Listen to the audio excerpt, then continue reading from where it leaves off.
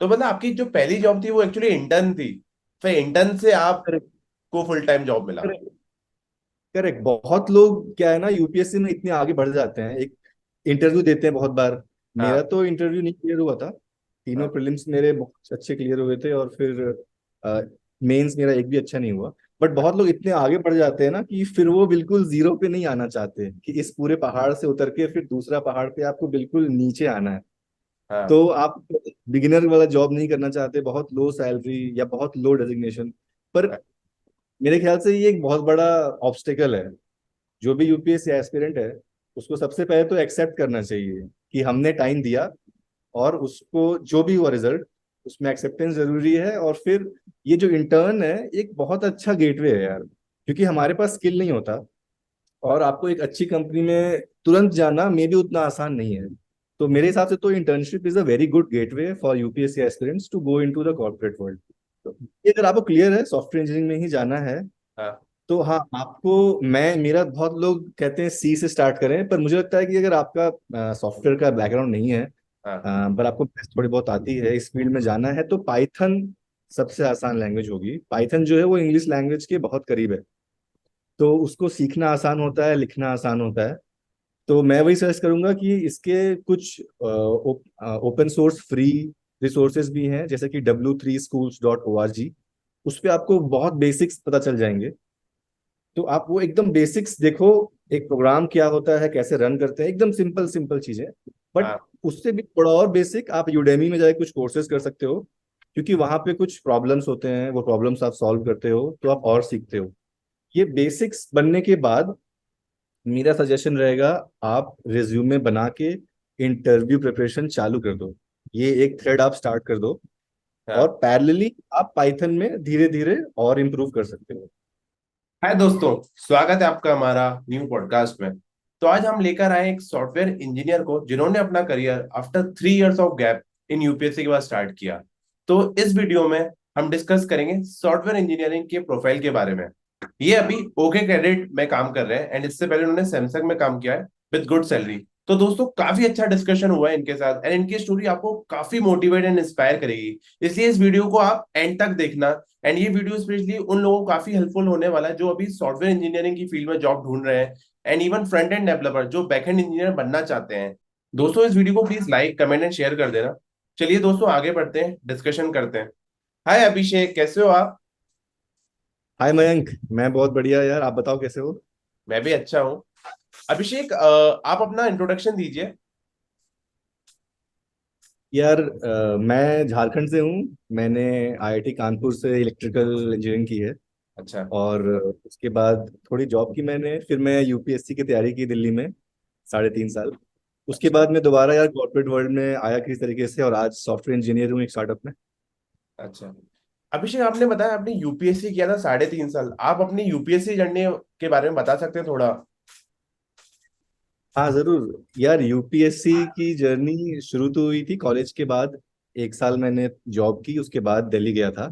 But in reality तो सच कहूँ तो बचपन से ही दिमाग में कीड़ा था यूपीएससी का। जब अच्छा। माँ बाप ने और स्कूल के टीचर्स ने कहा था कि ये लड़का पक्का आईएएस बनेगा, तब से कीड़ा था। और फिजिक्स फिजिक्स केमिस्ट्री तो मुझे पसंद था ही, बट ज्योग्राफी हिस्ट्री सब में मैं घुसा रहता था कि ये भी काम आएगा। अच्छा। कॉलेज में भी ग्रुप बना लिया था हमने, जो जो जिनको जिनको आईएएस का शौक था। तब भी हम डिस्कस करते थे, प्रीलिम्स के पेपर्स देखते थे।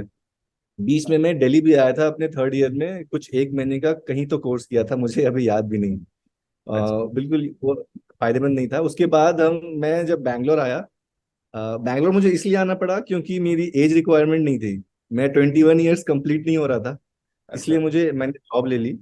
तो बैंगलोर मैंने 1 साल जॉब की। इंजीनियरिंग की जॉब थी, बट वहाँ पे भी मैंने ज़्यादा ध्यान नहीं लगाया। इनफैक्ट मैं कोचिंग करने जाता था यहाँ पे भी, वीकेंड में, सैटरडे संडे, जब वीकेंड पे काम नहीं होता था। तो मतलब 1 घंटे की बस जर्नी करके फिर मैं 8 घंटे क्लास करके आता था। तो ये 1 साल यहाँ पे चला, उसके बाद रिजाइन करके मैं दिल्ली पहुंच गया।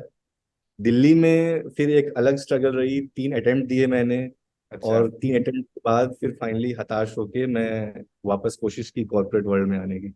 अभिषेक, तो ये क्वेश्चन मेरे को आपसे पूछना था कि आपने सिंस यूपीएससी का गैप आया आपका 3 से 4 साल का, आपने कैसे ये हम्म। जस्टिफाइड किया इंटरव्यू में, क्योंकि ये बहुत सारे लोगों के माइंड में क्वेश्चन रहता है कि यार मेरा करियर गैप आ चुका है, तो मेरी जॉब कैसे हम्म। लगेगी। काफी लोग इस चीज से इतना वरीड होते हैं कि वो फिर से एक अटेम्प्ट देने चले जाते हैं rather than they hmm. Try to develop their skills for this field. Hmm. हाँ यार, ये इंटरव्यू में जरूर एक सवाल आता है, स्पेशली जब पहले आप एचआर से इंटरेक्ट करते हो। तो हाँ। वो भी कहीं ना कहीं पूछते हैं कि ये गैप क्यों है। तो अच्छा। वहां पे यार ऑनेस्ट रहना है, ऑनेस्टी के साथ बताना है, और बताना है कि मैं वहां पे कॉन्फिडेंस बहुत इंपॉर्टेंट है कि आप बताओ मेरे पास स्किल है। और जैसे ही आप पहला राउंड ऑफ इंटरव्यू दोगे, उस पर अच्छा करोगे, उसके बाद ये गैप कोई मैटर नहीं करता। एक और चीज इंपॉर्टेंट ये है यार कि गैप को बहुत ज्यादा ना बढ़ने दें। मुझे पर्सनली लगता है कि यार 2-3 अटेम्प्ट के बाद आपको बस इम्प्रूवमेंट पे वर्क करना होता है। अपने अपने हिसाब से लोगों को काम करना शुरू कर देना चाहिए, ताकि ये गैप और ना बढ़ता जाए। अच्छा, अभिषेक, आपने जैसा बताया कि आपने सॉफ्टवेयर इंजीनियरिंग की फील्ड चूज की, फिर वहां पे आप जॉब भी कर रहे हो, तो आपने ये कैसे डिसाइड किया आफ्टर यूपीसी कि मेरे को सॉफ्टवेयर इंजीनियरिंग करना है? क्योंकि लोगों के माइंड में तो बहुत सारे क्वेश्चंस आते हैं। लोग सोचते हैं कि यार प्लान बी में गवर्नमेंट एग्जाम की तैयारी कर लूं, कुछ लोग ये सोचते हैं कि मैं एनालिटिक्स में चले जाऊं, मार्केटिंग में चले जाऊं, या इवन एमबीए का भी सोचते हैं लोग। तो आपने ये भी, एक करेक्ट। बड़ा डिलेमा रहता है लोगों के माइंड में कि क्या करना है। करेक्ट। तो आपको कन्विक्शन कैसे आया कि आपको सॉफ्टवेयर इंजीनियरिंग करना है? या टू बी ऑनेस्ट, कन्विक्शन नहीं आया। मैं तो सब जगह हाथ पांव मारा। अच्छा। मेरा थोड़ा सा बैकग्राउंड था, क्योंकि मुझे सैमसंग में जॉब लगी थी। अच्छा। और मेरी बैकग्राउंड भी इलेक्ट्रिकल इंजीनियरिंग थी। तो ना चाहते हुए भी, मैंने कोई पढ़ाई ना करते हुए भी, आप थोड़े बहुत एक्सपोजर के कारण आपका हल्का सा झुकाव होता है उस तरफ। अच्छा। इवन दो मेरे फंडामेंटल बहुत वीक थे। तो जैसे मैं बताऊं कि सेकेंड ईयर के एंड में मैंने बहुत सारे एनजीओज में अप्लाई किया था। क्योंकि सेकेंड अटेम्प्ट, सेकेंड अटेम्प्ट जब मेरा मेंस का हो गया था, उसके बाद मैंने यूपीएससी का। एनजीओज में अच्छा। अप्लाई किया था। हम्म। हाँ। और गवर्नमेंट जॉब्स में भी ट्राई किया था, आईएएस भी ट्राई किया मैंने। तो उस वक्त बिल्कुल क्लैरिटी नहीं थी, कन्विक्शन नहीं थी। बट हाँ, जैसे जैसे मैंने अलग अलग चीज़ें ट्राई की, तो मुझे पता चला। मैंने कोर्सेरा में डेटा साइंस की भी क्लासेस की है। तो क्लैरिटी नहीं होती, पर आप अपने बैकग्राउंड के हिसाब से आप एक डायरेक्शन चूज करें आप, और फिर क्लियर हो जाता है कि इसमें आगे बढ़ सकते हैं कि नहीं। फिर धीरे धीरे रास्ता अपने आप साफ हो जाता है। तो अभिषेक, जैसे आपने स्किल्स को डेवलप किया, फिर आपने ये कैसे अप्लाई कैसे किया अपने जॉब के लिए? लाइक फर्स्ट जॉब डेफिनेटली बहुत हार्ड रहा होगा आपके लिए आफ्टर यूपीएससी, तो वो बताइए आपके बारे में कि आपने कैसे कैसे अप्लाई किया, कैसे आपको पहली जॉब मिली, क्योंकि वो जॉब बहुत इंपॉर्टेंट होती है आफ्टर यूपीएससी गैप। यार, तो फर्स्ट जॉब के लिए मैं थोड़ा सा फॉर्चुनेट रहा। अच्छा। मुझे जब सेकेंड अटेम्प्ट जब मैंने दिया, थोड़ा बैकग्राउंड दे देता हूँ। सेकेंड अटेम्प्ट के बाद मुझे फर्स्ट टाइम रियलाइजेशन हुआ कि ऐसा हो सकता है कि मेरा आईएएस क्लियर ना हो, अच्छा। और मुझे थोड़ा सोचना शुरू करना चाहिए, या एटलीस्ट पार्ट टाइम जॉब के लिए कुछ तो सोचना शुरू करना चाहिए। उस टाइम मैंने अप्लाई किया एनजीओ में, जैसे मैंने बताया, वहां पे 1-2 राउंड दिए, बट मैं रिजेक्ट हो गया। अच्छा। फिर मैं बैंगलोर आया, अपने कॉलेज फ्रेंड से मिला जो लोग जॉब कर रहे हैं, कि उनसे बातें की, समझने की कोशिश की इंडस्ट्री में क्या चल रहा है। तो उस टाइम मेरी कुछ दोस्तों से बातें हुई जो एक कंपनी में काम कर रहे थे। और मेरे थर्ड अटेम्प्ट के बाद मैं जब उनसे दोबारा बात की, और उन्होंने जगह जगह पोस्ट भी कर रखा था, तो मुझे पता चला कि वहां पे वो इंटर्न्स हायर कर रहे हैं। अच्छा। तो मैं उस टाइम ओपन था, बहुत ही लो सैलरी में, जितनी एक इंटर्न को मिलती थी उस टाइम पे। उस पे मैंने ज्वाइन किया, और मैंने खुद में कॉन्फिडेंस दिखाया, और मैंने कहा कि मैं सीख लूंगा, मैं कर लूंगा। इवन दो मुझे कुछ नहीं आता था। अच्छा। बट मैं फॉर्चुनेट था कि वो लोग जान पहचान के लोग थे, कॉलेज मेरे ही कॉलेज के लोग थे। अच्छा। बट हाँ, फर्स्ट जॉब वो जो थी वो बहुत टफ थी, क्योंकि आपको बिल्कुल कॉन्फिडेंस नहीं होता, स्किल नहीं होता। तो आपको उसमें बहुत मेहनत करनी होती है, डेफिनेटली। तो मतलब आपकी जो पहली जॉब थी वो एक्चुअली इंटर्न थी, फिर इंटर्न से करेक्ट। आपको फुल टाइम जॉब मिला? करेक्ट। करेक्ट। बहुत लोग क्या है ना, यूपीएससी में इतने आगे बढ़ जाते हैं, एक इंटरव्यू देते हैं बहुत बार। मेरा हाँ। तो इंटरव्यू नहीं क्लियर हुआ था। तीनों हाँ। प्रीलिम्स मेरे बहुत अच्छे क्लियर हुए थे, और फिर मेंस मेरा एक भी अच्छा नहीं हुआ। बट बहुत लोग इतने आगे बढ़ जाते हैं ना, कि फिर वो बिल्कुल जीरो पे नहीं आना चाहते, कि इस पूरे पहाड़ से उतर के फिर दूसरा पहाड़ पे आपको बिल्कुल नीचे आना है। हाँ। तो आप बिगिनर वाला जॉब नहीं करना चाहते, बहुत लो सैलरी या बहुत लो डेजिग्नेशन। पर मेरे ख्याल से ये एक बहुत बड़ा ऑब्स्टेकल है। जो भी यूपीएससी एस्पिरेंट है, उसको सबसे पहले तो एक्सेप्ट करना चाहिए कि हमने टाइम दिया, और उसको जो भी हुआ रिजल्ट, उसमें एक्सेप्टेंस जरूरी है। और फिर ये जो इंटर्न है, एक बहुत अच्छा गेटवे है यार, क्योंकि हमारे पास स्किल नहीं होता, और आपको एक अच्छी कंपनी में तुरंत जाना मे भी उतना आसान नहीं है। तो मेरे हिसाब से तो internship is a very good gateway for UPSC aspirants to go into the corporate world. काफी अच्छा पॉइंट बोला आपने, ये कि इंटर्नशिप लगा लो आप पहले। इवन आपको सैलरी मिले ना मिले, इवन बिकॉज आपको मार्केट में स्किल्स इंप्रूव करना पड़ती हो, तभी वो अपनी स्किल्स को बेच के आपको जॉब मिल सकती है। करेक्ट, तो आपके रिज्यूमे में भी आता है, एक्सपीरियंस बनता है, फिर आप उस पर आगे आप अच्छी सैलरी ले सकते हो। सही बात है। अभिषेक, आप एक रोड मैप सजेस्ट कर सकते हैं हमारे जो ऑडियंस देख रही है इस वीडियो को, कि अगर वो हम्म। सॉफ्टवेयर इंजीनियर बनना चाहते हैं और अगर उनके माइंड में ये चल रहा है कि यार मेरा गैप है, मैंने गवर्नमेंट एग्जाम की प्रिपरेशन किया था, तो अगर उनको डे वन पे ये डिसीजन लेना है कि यार ठीक है, मेरा यूपीएससी के लिए मेरे को अगर प्लान भी बनाना है और मेरे को सॉफ्टवेयर इंजीनियर बनना है, तो मेरे को क्या क्या चीजें पढ़नी चाहिए, स्टार्ट कहाँ से करें वो, क्योंकि स्टार्टिंग पॉइंट बहुत डिफिकल्ट होता है। Correct, correct. हाँ मतलब अगर क्लैरिटी है, पहले तो क्लैरिटी नहीं होती कि किस फील्ड में जाएं क्या करें। या तो यार जैसे मैंने पहले ही बताया, सॉफ्टवेयर इंजीनियर बताता हूँ, पर मेरे हिसाब से तीन चीजें बहुत इंपॉर्टेंट है: एक्सेप्टेंस, सेल्फ कॉन्फिडेंस और गाइडेंस।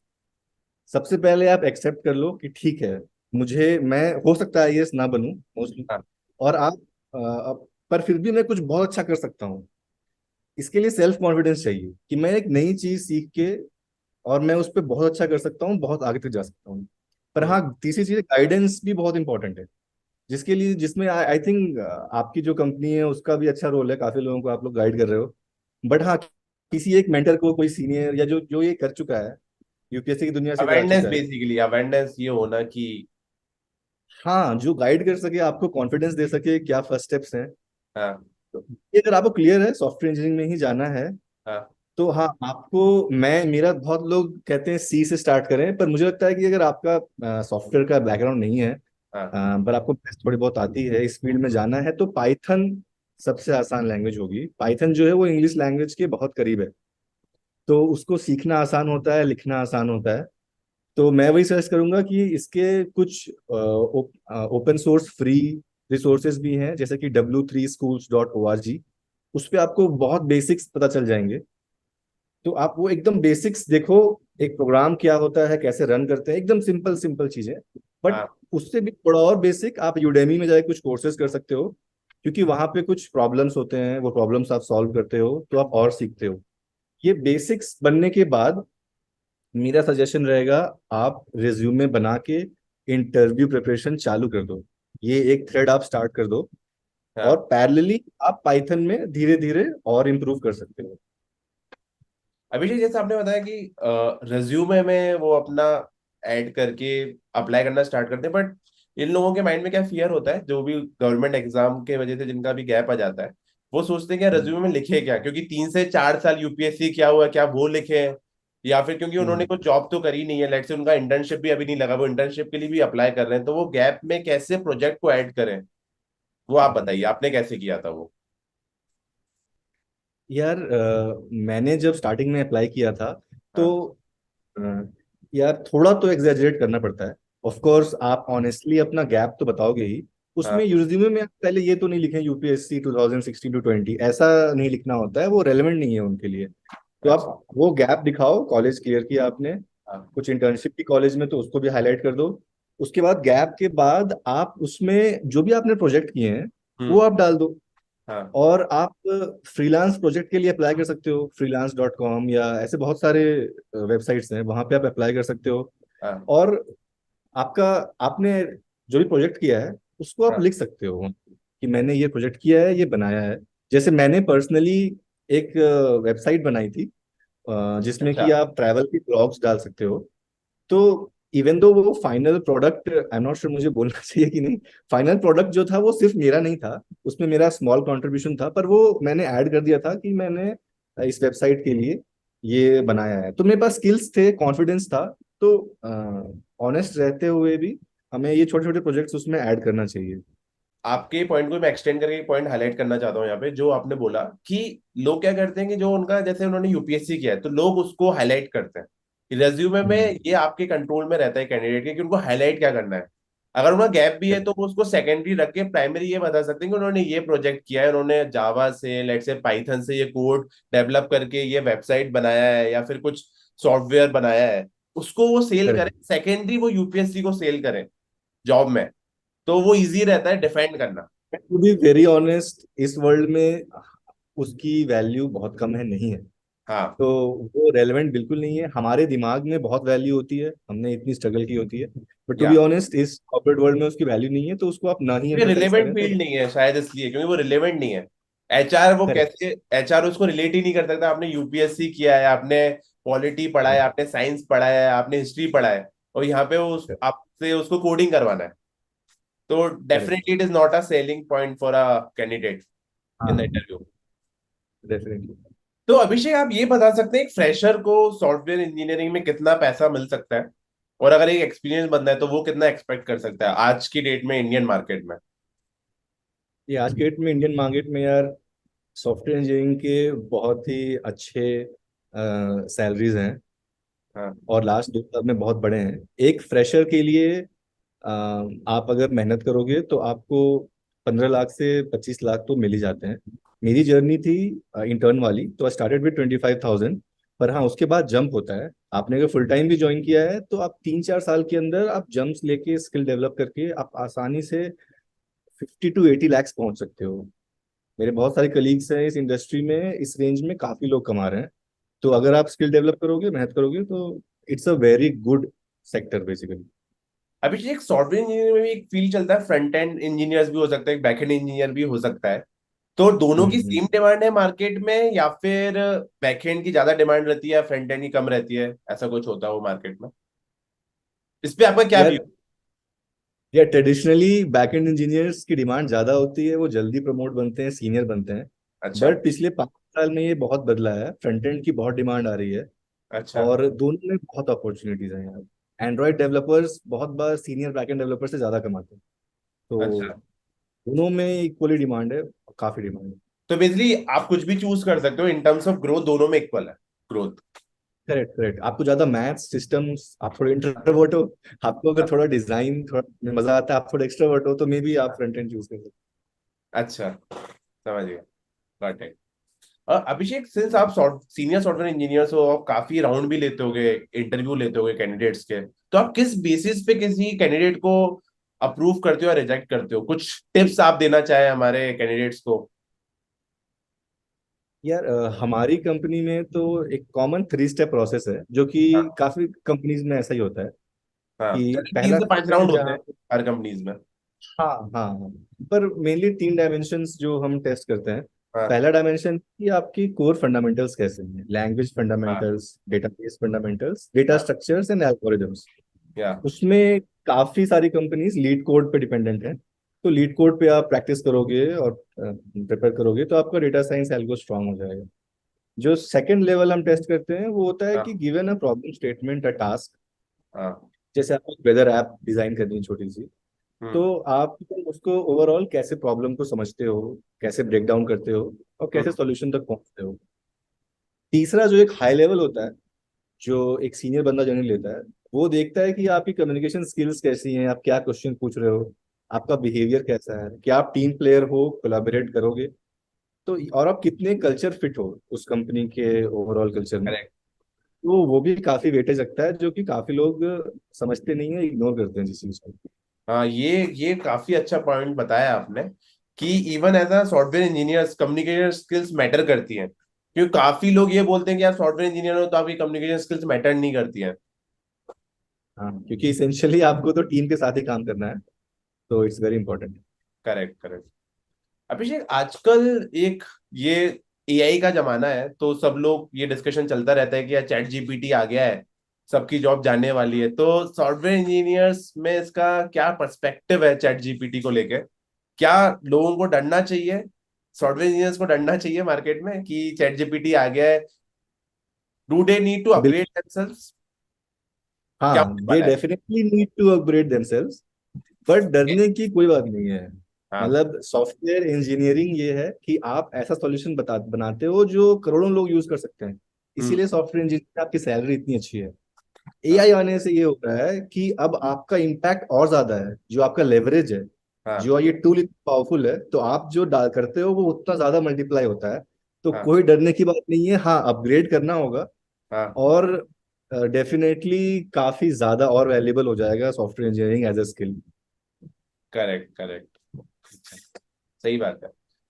अभिषेक, काफी जो हमारे फ्रेंड्स हैं, कलीग्स हैं, वो यूपीएससी के अटेम्प्ट्स दिए जा रहे हैं, मल्टीपल अटेम्प्ट दिए जा रहे हैं। कुछ लोग तो ऐसे भी हैं जो 5 अटेम्प्ट 6 अटेम्प्ट दे रहे हैं। तो आपका क्या सजेशन रहेगा ऐसे लोगों के लिए, अगर आप अपने पर्सनल एक्सपीरियंस से कुछ बता सकें? यार वो सच में बहुत पेनफुल है। मेरे खुद के क्लोज फ्रेंड्स, मैंने 3 अटेम्प्ट के बाद छोड़ दिया, बट मेरे कुछ हाँ दोस्तों ने 6 अटेम्प्ट दे के बाद छोड़ा। वो इतने स्मार्ट, इतने इंटेलिजेंट हैं। पर हाँ यार आफ्टर आफ्टर 3-4 अटेम्प्ट्स हाँ आप एकदम सेल में चले जाते हो, आपका कॉन्फिडेंस लो हो जाता है। हाँ आप जो अपने दोस्तों को देखते हो, मेरे खुद बहुत क्लोज फ्रेंड्स ट्रिप पे जा रहे हैं, मुझे इनवाइट कर रहे हैं, तो मैं किस मुंह से बोल सकता हूँ जब मैं खुद अपनी फैमिली से मिल नहीं रहा हूँ कि मुझे तैयारी करनी है, तो मैं दोस्तों के साथ ट्रिप पे जाऊं? तो हाँ, वो मोमेंट बहुत डिफिकल्ट हो जाता है। तो यार मेरा सजेशन सबसे यही है कि यार आप जल्दी से जल्दी प्लान बी पे काम करना शुरू करो। हम्म मतलब ये तो हमें पता ही है कि यार 1-2 अटेम्प्ट के बाद आपको सिलेबस ग्रास्प में आ जाता है, आपको हम्म वीकनेसेस पता होती है, हाँ आपको अपना पर्सनल बजट और पर्सनल फाइनेंशियल सिचुएशन भी पता होता है, हम्म उसके हिसाब से। और इनफैक्ट अगर वो नहीं भी है, फाइनेंशियल प्रेशर नहीं भी है, तो बंदे की कॉन्फिडेंस कम होती है, होते जाती है।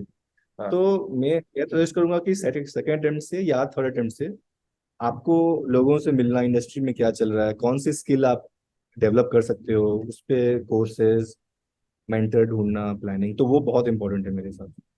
इसमें मैं एक पॉइंट और ऐड करना चाहूंगा अभिषेक, जो आपने बोला कि आप जो कैंडिडेट्स होते हैं वो लेट्स से उनको उन्होंने एक टारगेट ले रखा है कि 4 अटेम्प्ट देने हैं, तो उनको हम्म। थर्ड अटेम्प्ट में अपना प्लान बी पे करेक्ट स्किल्स डेवलप करना स्टार्ट कर देना चाहिए। और मेरे को उससे करेक्ट लगता है करेक्ट कि इवन उनको दोनों साइड उनका फायदा होता है, बिकॉज अगर जब वो करेक्ट पूरा अटेम्प्ट देने जा रहे हैं तो उनको जो कॉन्फिडेंस होता है, यूपीएससी करेक्ट। प्रीलिम्स दे रहे हैं, मेंस दे रहे हैं, वो कॉन्फिडेंस भी हाई रहता है, बिकॉज उनको पता है कि यार प्लान बी तो रेडी है। अगर यूपीएससी हाँ हो गया तो अच्छी बात है, अगर नहीं भी हुआ तो I can directly apply for the job and I can get a job with in 1 to 2 months। तो एक बहुत बड़ा करेक्ट। मोटिवेशन भी रहता है वो कैंडिडेट्स के लिए कि क्यों करना चाहिए वो प्रिपरेशन। तो सही बोला आपने, मेरे दिमाग में भी 3 का टारगेट था, और हाँ 2 के एंड पे आई स्टार्टेड वर्किंग। हम्म। और इसमें फिर मूव ऑन करना भी इजी रहता है। एक मूव ऑन का भी हाँ प्रॉब्लम रहता है लोगों को कि कैसे मूव ऑन करें। करेक्ट, मतलब वो जो गाइडेंस वाली बात है ना, वो बहुत हाँ इंपॉर्टेंट। तो जब तक आप मिलोगे नहीं लोगों से, बात नहीं करोगे, कुछ एफर्ट्स नहीं डालोगे, तब तक हाँ आपको कोई मेंटर नहीं मिलेगा जो आपको इस दुनिया के बारे में बताए। करेक्ट। सो अभिषेक, आप कुछ एक लास्ट मोमेंट टिप देना चाहते हैं हमारे व्यूअर्स को? आपने काफी अच्छे पॉइंट्स बोले, काफी टिप्स दी। एक एक बहुत क्रिटिकल जो आपको लगता है कि यार ये तो लोगों को फॉलो करना ही चाहिए और उनको काफी हेल्प होगा उससे। यार यही है जो मैंने पहले भी पॉइंट्स बोले हैं कि बिगनर बनने से नहीं डरना है, रिजेक्शन से नहीं डरना है।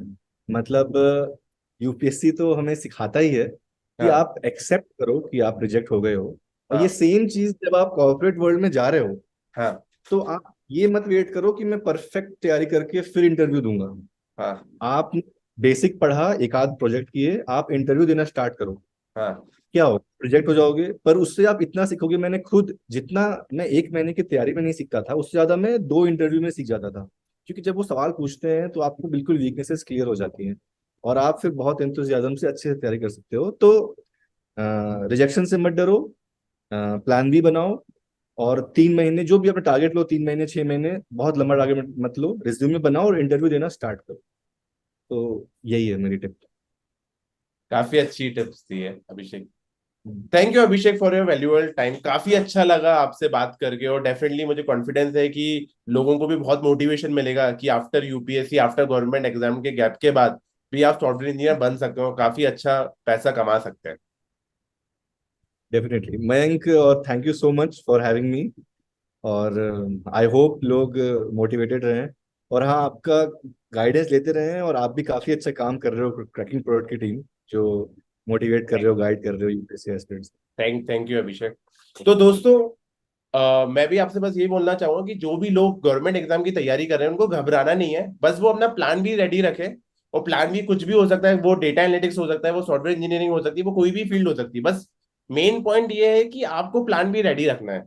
तो दोस्तों, इस वीडियो को प्लीज लाइक कर देना, कमेंट करके बताना कि आपको क्या पार्ट सबसे अच्छा लगा और आप किस टाइप की वीडियोस हमसे एक्सपेक्ट करते हैं। चलो मिलते हैं दोस्तों नेक्स्ट वीडियो में।